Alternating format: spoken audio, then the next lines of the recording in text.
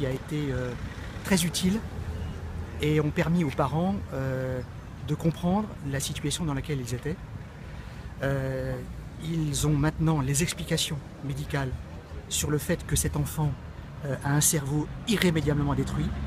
et que maintenant il faut qu'ils se préparent au départ de cette petite fille. Ce départ,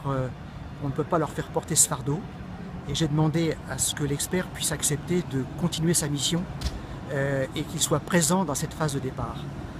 Maintenant, il reste à ce que le président du tribunal administratif accepte ce complément de mission, mais je souhaite qu'effectivement il soit là pour que ce départ se fasse au mieux et que le travail de deuil puisse effectivement commencer dans les meilleures conditions possibles. Maintenant, lorsque cette mise en place est terminée,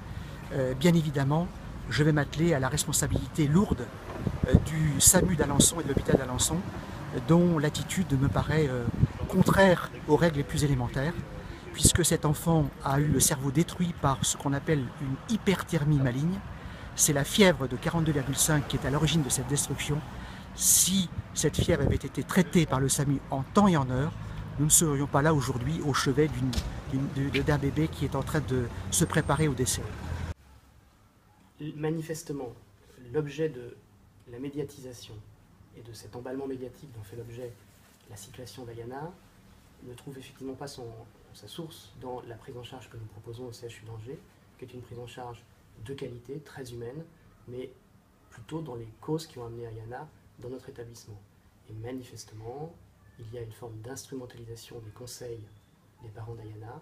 qui vise un tout autre objectif que la prise en charge médicale et paramédicale de l'enfant, mais la vaccination dont elle a fait l'objet. Les traitements prodigués par les équipes médicales et paramédicales de réanimation pédiatrique sont de moins en moins efficaces face à la douleur croissante et extrême d'Ayana.